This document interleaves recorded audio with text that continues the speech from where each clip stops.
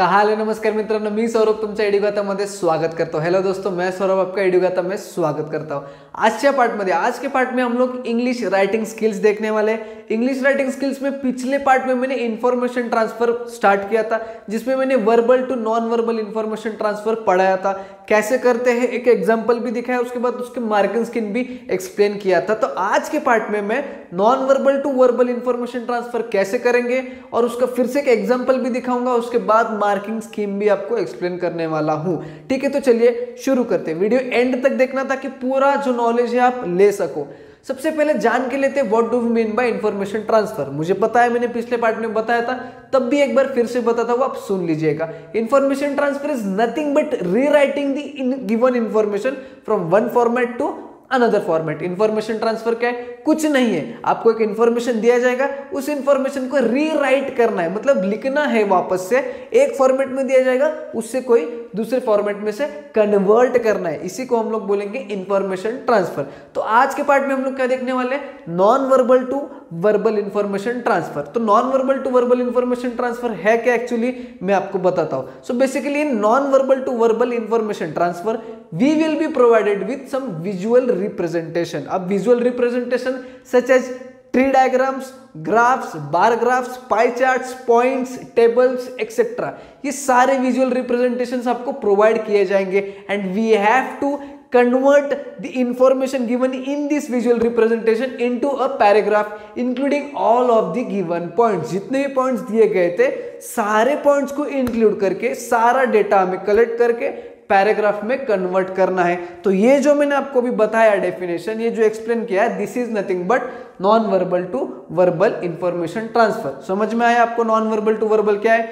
Simple है, visual representation अभी आपको देंगे, उसको आपको पैराग्राफ में कन्वर्ट करना है। एग्जैक्टली उल्टा होगा वर्बल टू नॉन वर्बल का। ठीक है, समझ में आया? अब हम लोग एक एग्जांपल देखते हैं जिसमें मैंने एक सॉल्व किया है और उससे मैं आपको बताता हूं क्या क्या स्टेप्स आपको लेने हैं सॉल्व करते समय। ओके, तो मेरे राइट हैंड साइड पे आप देख सकते हो कि एक एग्जाम्पल दिखेगा, क्वेश्चन है, उसमें मैंने आंसर सॉल्व किया है। क्या क्या चीजें आपको ध्यान रखने में आपको बताता हूँ। क्वेश्चन पढ़ते हैं। The pi diagram given below shows the expenditure of mister x. Transfer the information into paragraph. Do you think he allocates his income properly? Justify your answer. अब क्वेश्चन को बहुत ध्यान से पढ़ना है। क्वेश्चन आधा अधूरा पढ़ के लिख के आना नहीं है। पहले क्वेश्चन में दिया है कि एक पाई डायग्राम दिया है आपको, ठीक है, एक पाई डायग्राम दिया है जिसमें आपको एक्सपेंडिचर दिखाया गया है किसी एक आदमी का जिसका नाम मिस्टर एक्स है। Transfer the information into paragraph, पहला क्वेश्चन का पार्ट है। इस जो विजुअल रिप्रेजेंटेशन है, पाई डायग्राम का रिप्रेजेंटेशन है, उसको पैराग्राफ में कन्वर्ट करना है, ये पहला क्वेश्चन है। उसके बाद दूसरा क्वेश्चन देखिए, do you think he allocates his income properly?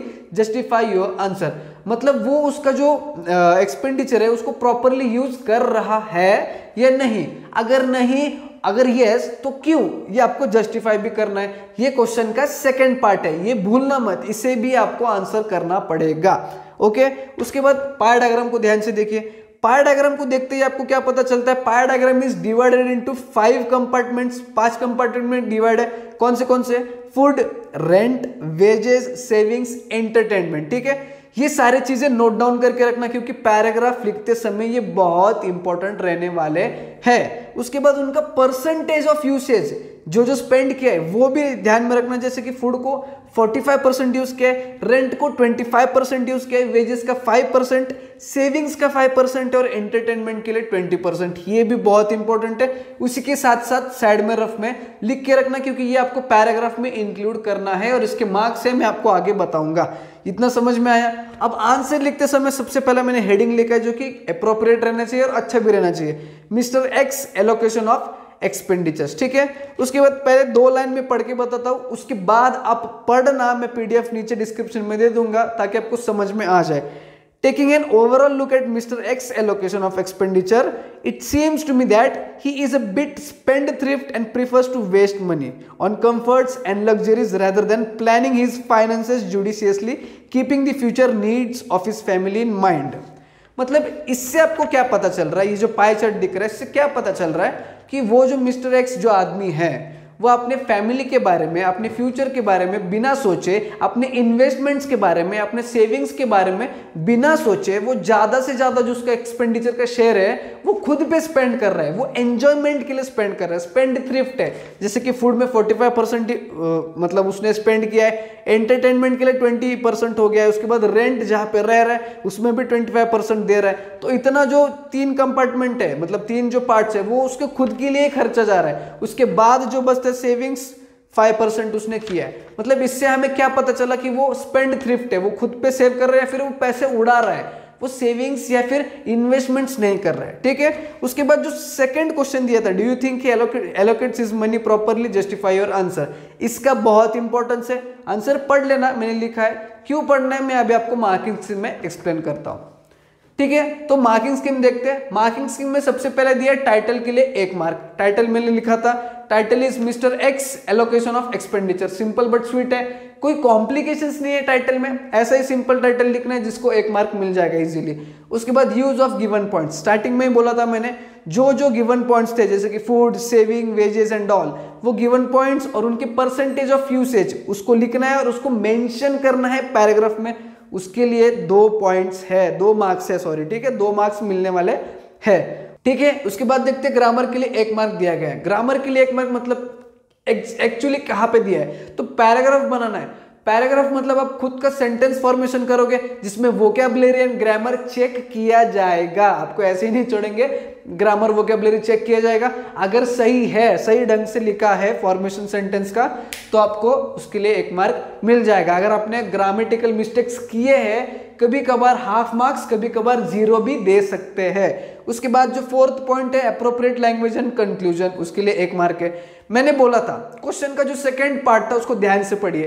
That second part represents the conclusion of the non verbal to verbal information transfer. जो सेकंड पार्ट था डू यू थिंक वाला, वो कंक्लूजन ही पूछ रहा था आपको, उसके लिए भी मार्क्स है। और एप्रोप्रिएट लैंग्वेज मतलब जो कुछ भी लैंग्वेज आप यूज कर रहे हो वो एप्रोप्रिएट है, मतलब पढ़ने में, सुनने में ढंग का लग रहा है या नहीं लग रहा है, उसके ऊपर भी मार्क्स डिपेंडेंट है।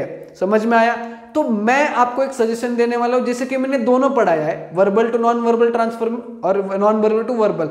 तो मेरे हिसाब से मोस्ट ऑफ द स्टूडेंट्स को ग्रामर में दिक्कत होगी, मतलब जब सेंटेंस फॉर्मेशन करोगे या फिर टेंस मूड पे होगे जब पेपर सॉल्व करोगे समय, तो ग्रामर फॉर्मेशन आपका मतलब ग्रामर जो है या फिर सेंटेंस फॉर्मेशन जो है वो गलत हो सकता है। तो according to me you should attempt verbal to non verbal. Why? Because you have to draw a visual representation. आपको विजुअल रिप्रेजेंटेशन करना है। ग्रामर मतलब पैराग्राफ में इंफॉर्मेशन दिया है, उस इंफॉर्मेशन को डायग्राम्स में ड्रॉ करना है, ना कि उसमें आपका ग्रामर टेस्ट किया जाएगा, ना कि आपको उसमें अप्रोप्रिएट लैंग्वेज और कंक्लूजन टेस्ट किया जाएगा। उसमें टेस्ट किया जाएगा तो किस प्रकार से आपने ड्रॉ किया है और सारे पॉइंट्स इंक्लूड किए हैं या नहीं किए। तो that is bit easier than this one. ये मेरे हिसाब से, मैं कंपल्सन नहीं कर रहा हूं। कोई बच्चों का ग्रामर, सेंटेंस फॉर्मेशन ये सब सही होगा तो you can go for this one, but most of the बच्चों का प्रॉब्लम है, इसीलिए मैं आपको सजेस्ट कर रहा हूं उस टाइप के क्वेश्चंस ज्यादा प्रैक्टिस करके जाना।